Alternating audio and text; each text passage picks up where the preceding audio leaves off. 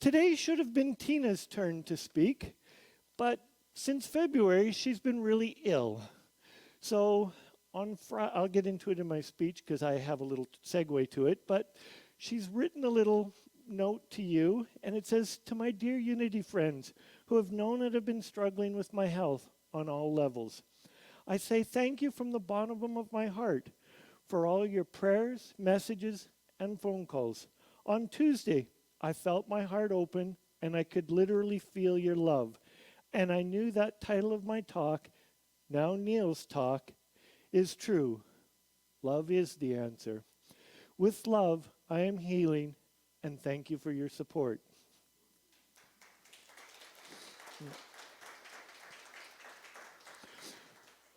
So she gave me this title of the talk, and it's perfect.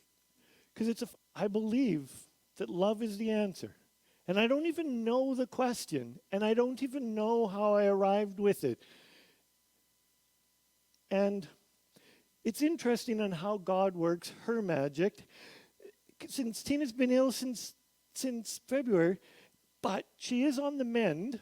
Last night was the first time she has slept soundly and solidly since February. So much to the point that I had to leave the bedroom because I was afraid to move her because her and the cat were cuddled up and snoring up a storm. and so it's like, I am not going to go and mess that up. So I quietly got out and left her.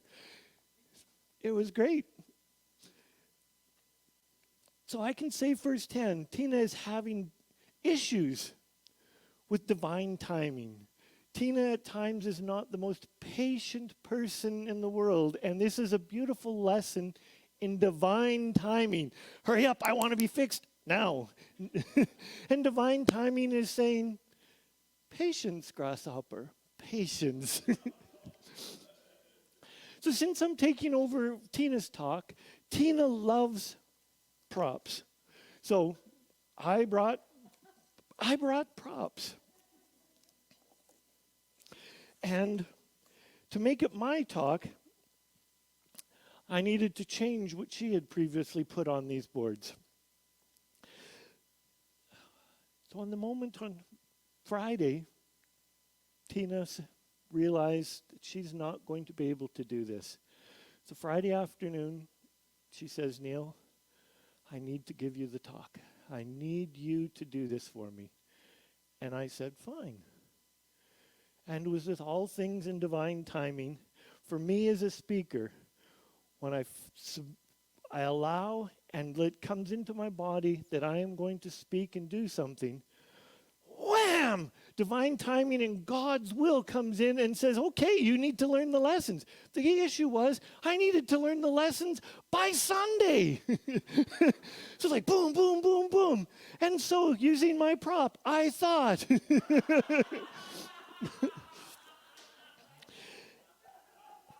And the hints were coming strong. And I thought.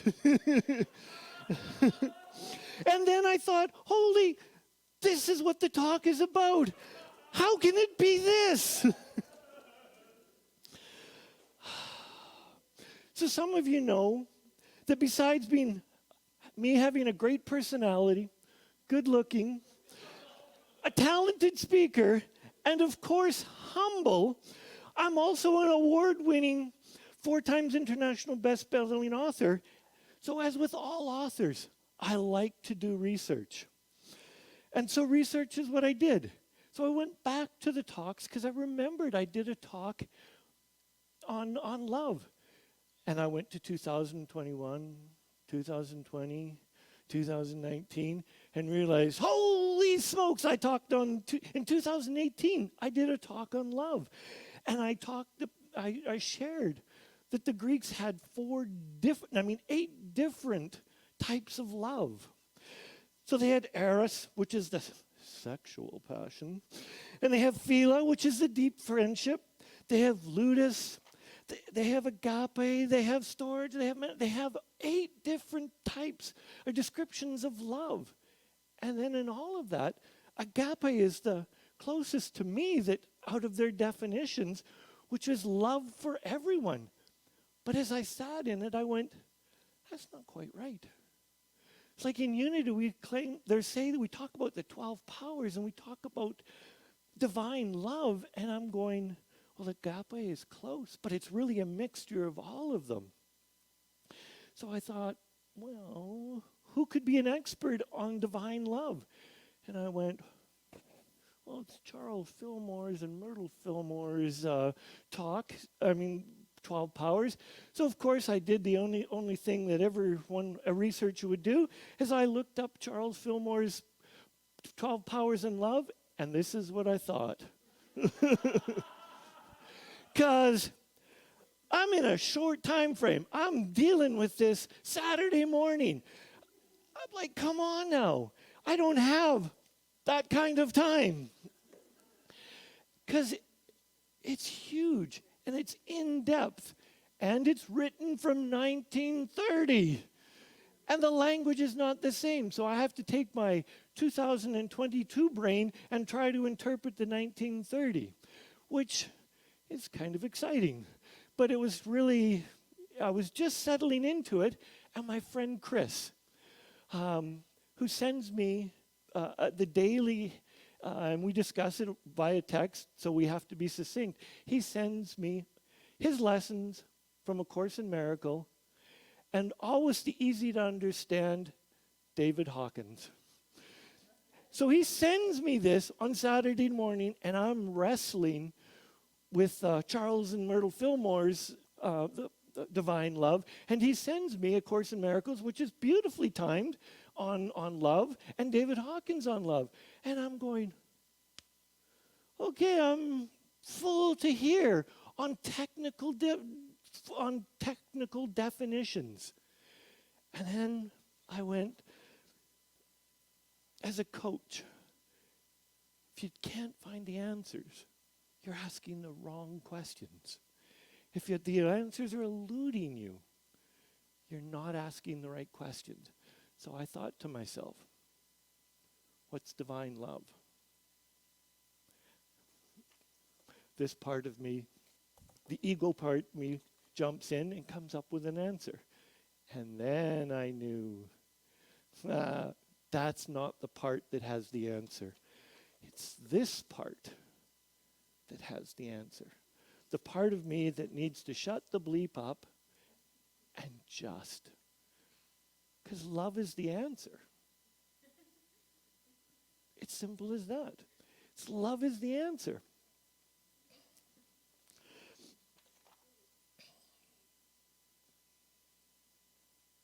Love was the answer to all your personal demons. There are very few medical reasons, and there are medical, schizophrenia and all this, of why we have our demons. But when we look at it, and we truly sit within ourselves, our demons come from when we step away from our ability to love ourself. And we take on that life happened to us as opposed to for us. When it doesn't matter. Terrible things happen to great people. Terrible things happen to wonderful people. And we can blame God for all this mess, and we can blame the neighbors, we can blame. But really, when we sit and feel into it and recognize that we are the co-creators of our life, that love is with us. God is love, and we are the essence of God. Those molecules that created us come from God. Those molecules of God are inside of us. God is love. John chapter 4, verse 16. So we have come to know and believe the love that God has for us. God is love.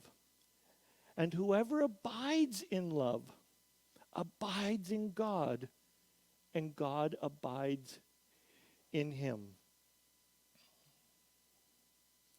So our personal work begins the moment we recognize that we are drifting from God's love. We don't have to like it. It's the recognition that we are drifting from God's love. Because it's always in us. It's always in us. We have a bad day, we stub our toe. The first words out of our mouth are usually, and they're not. But it's when we come back to that love that it's easier.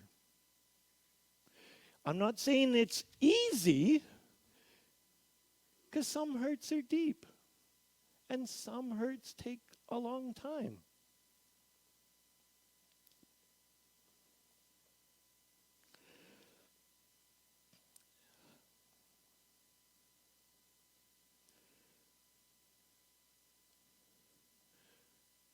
There's so many notes on here, and I'm just, if you can see and feel that I'm speaking from my heart. And those people that are in this room, at some level, you all believe and feel that you are light workers. And I love that, and I applaud that. That's beautiful. But light workers have the hardest job out there. Because when we first start down the path, it's all pixie dust and unicorns and fairies. And we forget to recognize the true balance in life. We cannot get away from the duality that we live in. Susan briefly talked last week about the powers and that every one of us has the masculine and feminine energy. It's when we accept our divine essence and whether the masculine is stronger, the feminine is stronger, and we accept that within us, life becomes easier. It's the struggle when someone is of the non-binary genders and they're struggling to come out. It is that acceptance. And once they finally accept it, life becomes easier for them. It's not easy, but it's easier for them. Light workers forget that we have the yin and the yang. There's the right, there's the wrong, there's the good, there's the bad. Light workers forget we have a shadow side to us. And it is that shadow side that gives us strength. Let me say that again. It's our shadow side that gives us true strength. Because we need to accept with God's love all parts of us. And when we accept that there is a psychotic, psycho person that is available to rage in any moment, and we love that part of us, life is easier. We are all beautiful, peace-loving people. And I ask all the mamas here, if somebody tried to harm your child, are you all love and light? You might be for the first tenth of a second till you discover that that person intends to do real harm. And then there's no love and light. It is Mama Bear, and let me tell you, I don't want to get in front of that energy. I am going, whoo, whoo, whoo. I am out of there. I had the privilege of working in a workshop environment where it was physically, we were not abusing people, but we were in their face to get people to call upon that energy. And the world's worst thing ever to happen is the mama bear energy.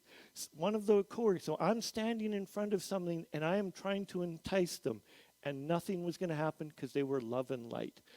One of my co-facilitators would come around, put their finger in the back pocket of the mama and say, "Mama, he's hurting me." I was almost out of that room. It's an out of arm swinging length as fast because it's innate and it's part of us. It's not who we are, it's part of us. And the moment we recognize that we have a dark side, but our power comes from our love. Our power comes from when we shine our light into the places and the recesses that we don't want to go.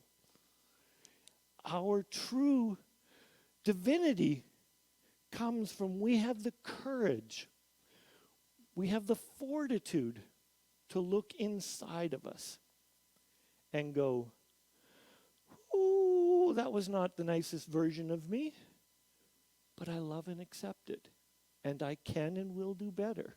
And not from a place of guilt and shame, because that's a default where many of us want to go to, but from a place of love and acceptance. I'm getting $1 every time I say a love from Tina at home. It's from that place of love and acceptance.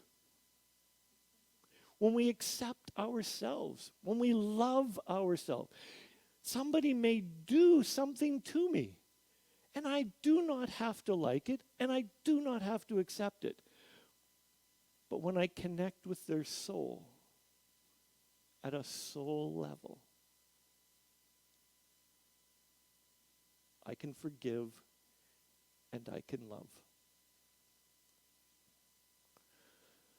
Almost 10 years ago, we were camping. It was on a long weekend. And we were with friends, and they had their daughter and son-in-law with them. Beautiful weekend. We spent a great deal of time with both couples, the daughter and her husband, and our friend. On Tuesday morning, we got a call. The son-in-law, in a drug-induced state, killed our friend Gord. Killed him because he wanted the insurance money. Drug-induced. I hated him for killing my friend Gord. Hated him. But I had to love him. I had to come to grips that I do not have to appreciate what happened. I do not have to like him, and I do not have to accept his behavior. But at a soul level, I needed to love him.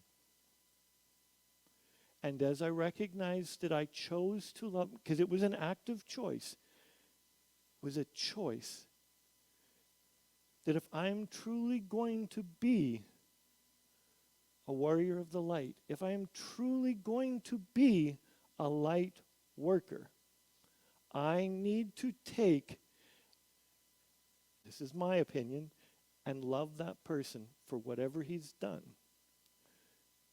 so that I can feel and free myself. Because it's me that would be carrying the negative baggage. Me that would be feeling those things. So when I love that man, I am free. I am free.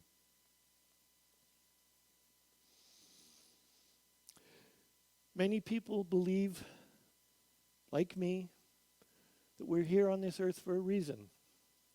We have a mission. We have a purpose. We have a calling. And if you accept that we live in a duality,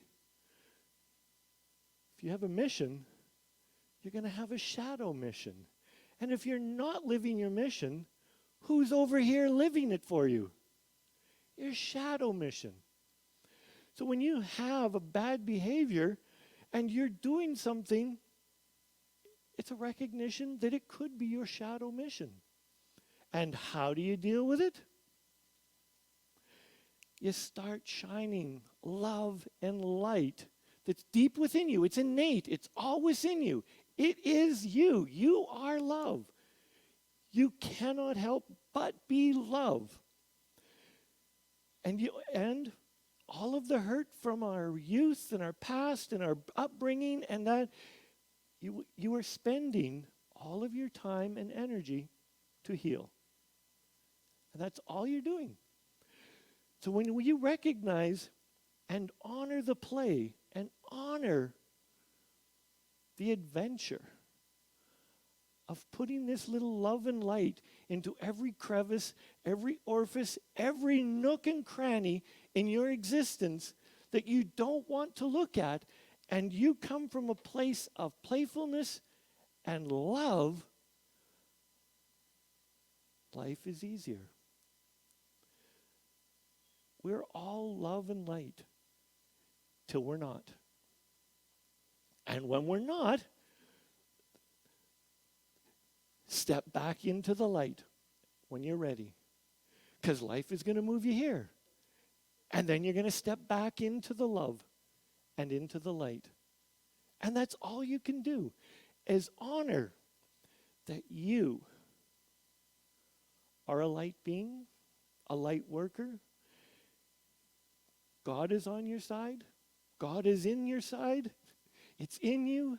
You are the makeup of God. So you cannot help but succeed. There is no failure. There is only opportunity to practice. And sometimes we need a little more practice on certain things. Sometimes we need a little less practice on others. But I love that we use this as a prayer of abundance. And I love that it was like divine love as me blesses and multiplies all that I am, all that I have, all that I give, and all that I receive. The hardest thing you can do if you're depressed is to be love. And if you want to get rid of depression, take that little step to love yourself. If that means just getting up and making a tea, or if that means putting on clean PJs, let it be. Learn to love yourself. And then as you love yourself, allow others to love you. Allow others to love you.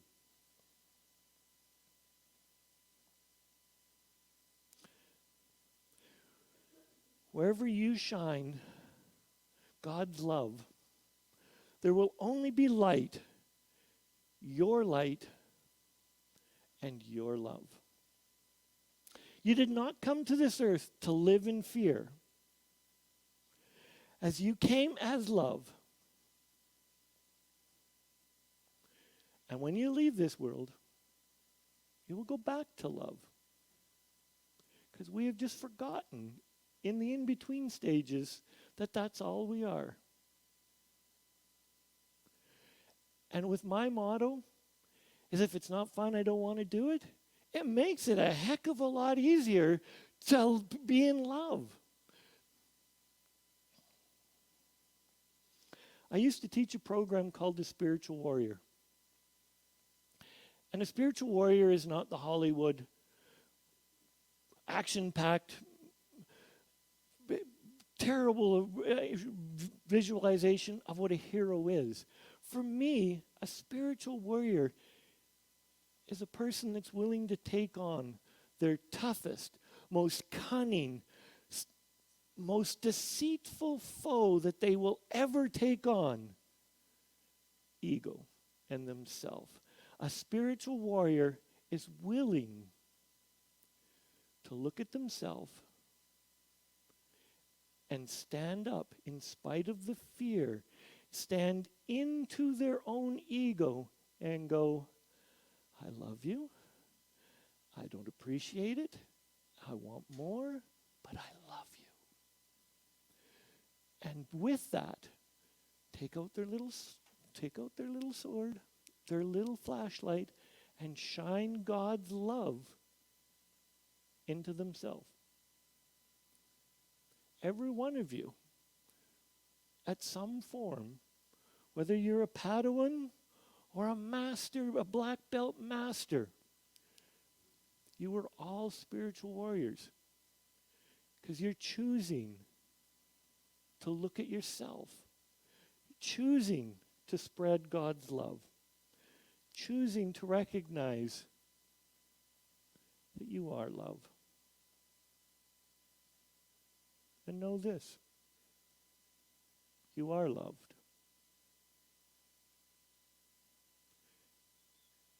You are an abundant vessel of love.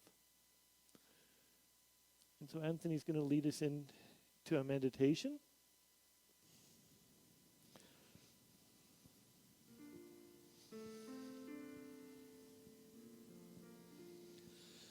There is only love. There is only love. Love that heals, love that sets us free. There is only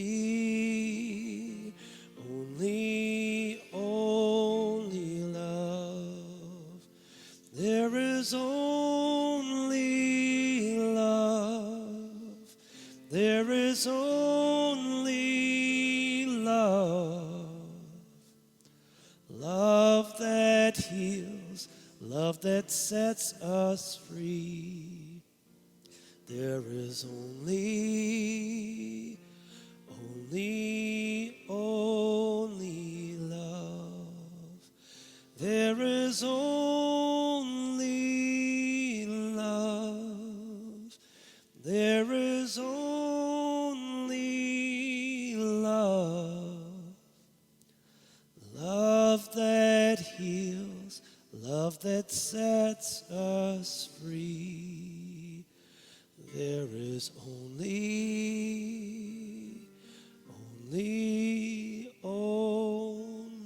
love.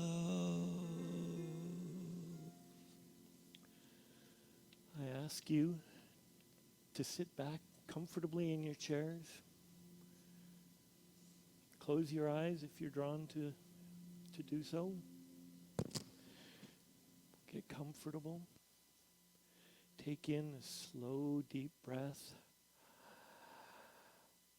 And let exhale. Take in another deep breath. And exhale. Imagine yourself in a deep, dark cave that's warm to the touch. It's the right, perfect temperature. You're just sitting there.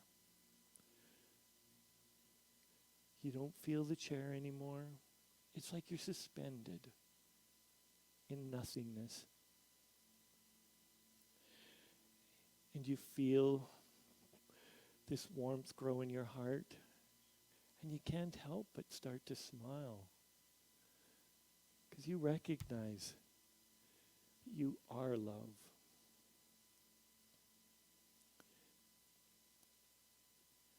You can feel your edges of your lips turn up as you just really settle in.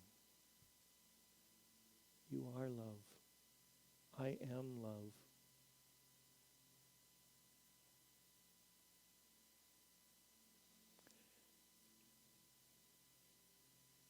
Divine love as me blesses and multiplies all that I am,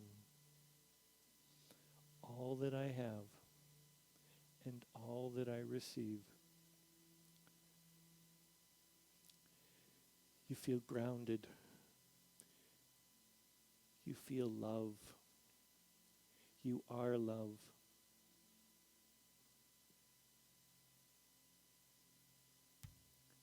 You feel supported by your friends, your family.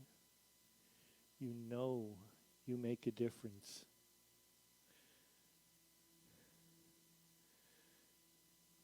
You feel the abundance of love all around you. The air around you feels heavy. It feels like you're swimming. But the texture is gooey and sticky, and it feels loving and marshmallowy soft. It is a beautiful experience that you're surrounded and feeling. Where you shine God's love, there will only be light, your light and your love.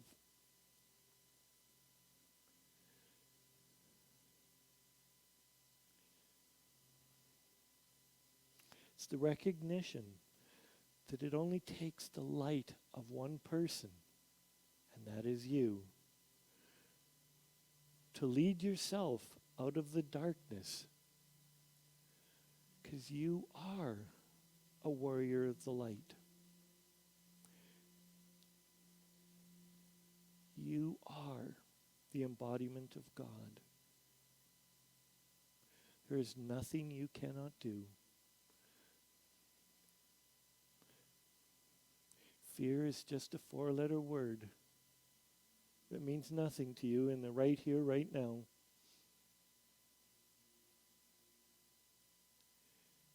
You are an incredibly powerful, loving human being. And whatever you have done and whatever you have accomplished so far in life, this is just the starting point. You are on fire because you are love.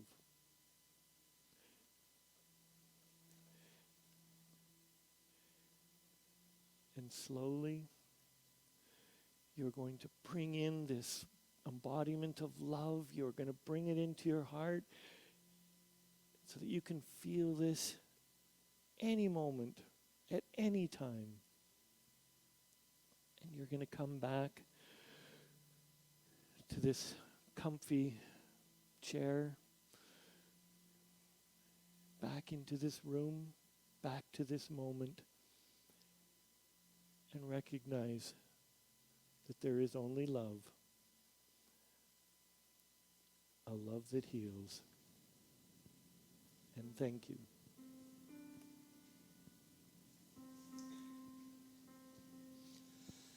There is only love. There is only love. Love that heals, love that sets us free. There is only love.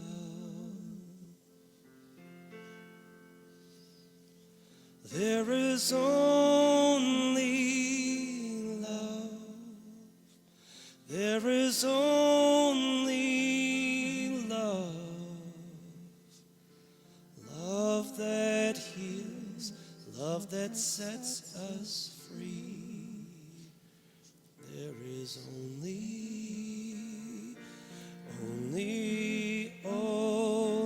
love. There is only love. There is only love. Love that heals, love that sets us free. There is only